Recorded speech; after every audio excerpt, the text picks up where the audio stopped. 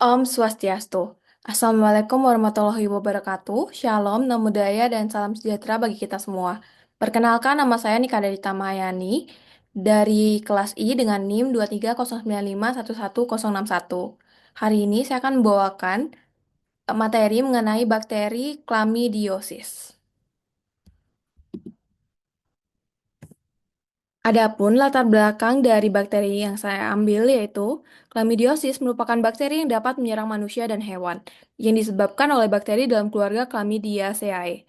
Keluarga Chlamydiaceae berisi satu genus yaitu Chlamydia yang memiliki 14 spesies yaitu Chlamydia abortus, Chlamydia psittaci, Chlamydia avium, Chlamydia buteonis, Chlamydia caviae, Chlamydia felis, Chlamydia gallinacea, Chlamydia muridarum, Chlamydia pecorum, Chlamydia pneumoniae, Chlamydia poikiloderma, Chlamydia serpentis, Chlamydia suis, dan juga Chlamydia trachomatis. Nah, infeksi chlamydia ditemukan pada sebagian besar hewan dan dapat berasal dari beberapa spesies, kadang-kadang secara bersamaan. Meskipun banyak spesies yang memiliki inang atau reservoir alami, banyak spesies yang telah terbukti melintasi batas inang alami. Penelitian telah mengidentifikasi salah satu gen yang memungkinkan spesies chlamydia memperoleh DNA baru dari lingkungan sekitarnya untuk melindungi diri dari pertahanan inang sekaligus bereplikasi dalam jumlah besar sehingga dapat menyebar ke sel-sel di sekitarnya. Ini adalah salah satu spesies dari chlamydiosis yaitu Chlamydia felis. Chlamydiosis pada kucing disebabkan oleh bakteri Chlamydia felis. Chlamydia felis adalah bakteri gram negatif yang merupakan parasit intraseluler obligat kucing. Bakteri ini merupakan jenis bakteri yang dapat menyebabkan infeksi pada mata kucing hingga sistem respirasi dan umumnya ditemukan pada kucing domestik. Chlamydiosis pada kucing tidak bersifat zoonosis atau tidak menular pada manusia.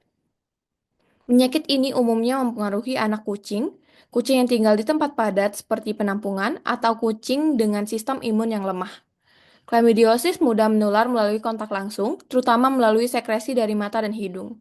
Infeksi ini menyebabkan konjungtivitis, gejala utama berupa mata merah, bengkak, dan berair, serta hidung berlendir dan bersin. Pada gambar di samping adalah gambar dari Chlamydia felis, dan di bawahnya adalah gambar kucing yang terinfeksi Chlamydia felis. Selanjutnya adalah permasalahan. Adapun studi kasus yang saya ambil yaitu kucing kasus jenis kelamin betina belum steril berumur 2 tahun dengan berat 1,74 kg. Kucing kasus dalam kondisi kurus, bulu kusam, mata berair, ketimpangan saat berjalan. Kucing tersebut memiliki nafsu makan yang lahap saat diberikan pakan dry food dan air minum. Setelah 5 hari pemilik membawanya untuk diperiksa, dengan keluhan kaki kanan belakang mengalami kepincangan, kedua telinga kotor dan beraroma tak sedap, kedua mata mengeluarkan transudat, gatal-gatal disertai alopecia, kucing dipelihara di kandang yang berada di dalam rumah dan tak terdapat kucing lainnya. Adapun metode pemeriksaan yang dilakukan yaitu pertama, pemeriksaan fisik. Pemeriksaan ini dilakukan dengan mengukur suhu dengan menggunakan termometer. Selain itu, pemeriksaan respirasi dan jantung dengan menggunakan stetoskop. Pemeriksaan mukosa dengan inspeksi warna mukosa mata dan mulut. Kemudian adapun pengambilan sampel serumen dilakukan pada kedua leleran mata untuk pemeriksaan sitologi. Hasil uji sitologi pada kedua leleran mata menunjukkan adanya Chlamydia felis. Temuan ini mengkonfirmasi adanya bakteri Chlamydia felis pada leleran mata, sehingga diagnosa diarahkan pada chlamydiosis. Selanjutnya adalah pemeriksaan kerokan kulit. Dilakukan dengan metode superficial skin scraping dengan cara mengerok pinggiran atau tepi lesi dengan menggunakan scalpel.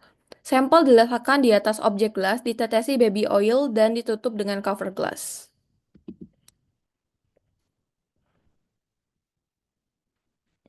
Lalu, adapun hasil dari pemeriksaan tadi.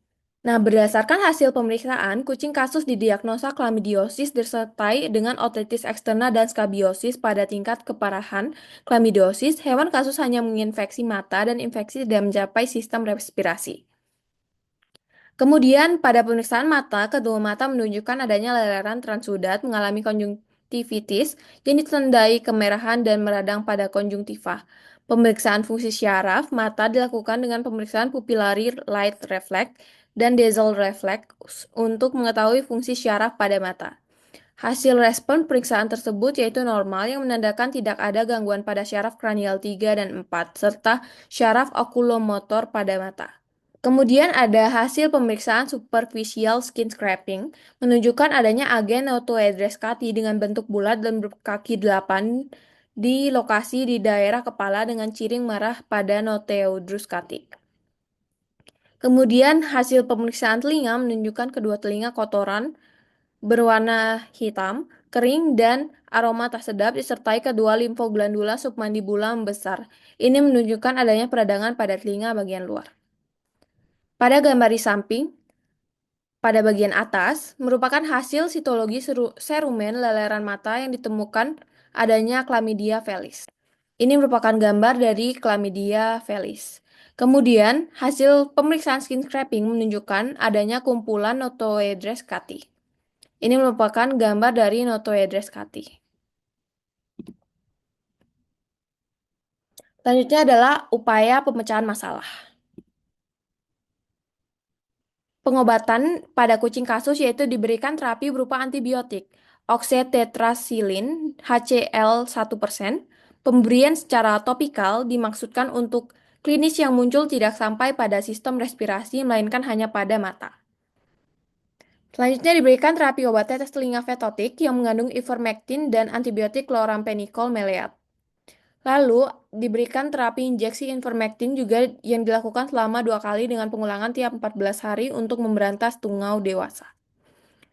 Kemudian diberikan terapi simptomatis yang diberikan berupa antihistamin dengan diphenhydramine HCl 1 mg per kilogram berat badan intramuskular sekali dan dilanjutkan dengan chlorpheniramine maleate 4 mg per oral diberikan setengah tablet 2 kali sehari selama 5 hari.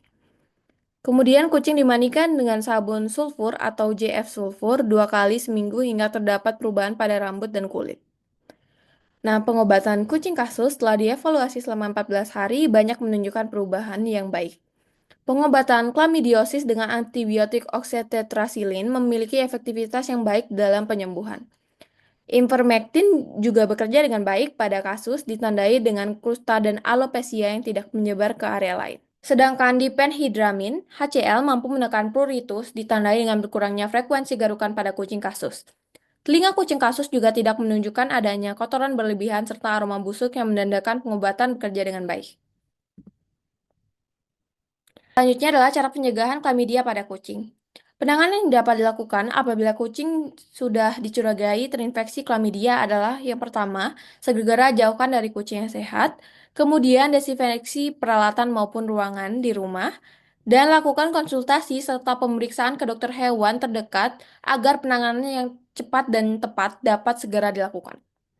Selanjutnya, pencegahan penyakit chlamydiosis dapat dilakukan dengan melakukan vaksinasi secara teratur, menjaga agar kucing tetap berada di dalam rumah, dan memperhatikan kebersihan personal dan kebersihan kandang kucing. Adapun kesimpulan yang dapat saya sampaikan dari pemaparan saya mengenai bakteri chlamydiosis yaitu chlamydiosis pada kucing disebabkan oleh bakteri Chlamydia felis. Penyakit ini terutama menyerang saluran pernafasan dan mata, seringkali menyebabkan konjungtivitis atau radang pada selaput mata, dan gejala pernapasan seperti bersin dan hidung berair.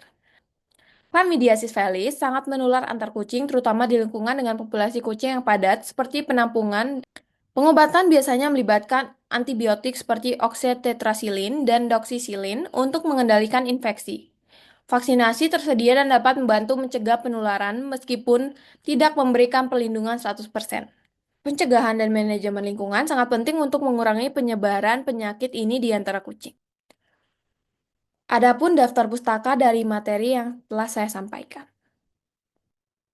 Baik, sekian yang dapat saya sampaikan. Saya mohon maaf apabila ada kesalahan kata maupun kalimat. Sekian dari saya, terima kasih.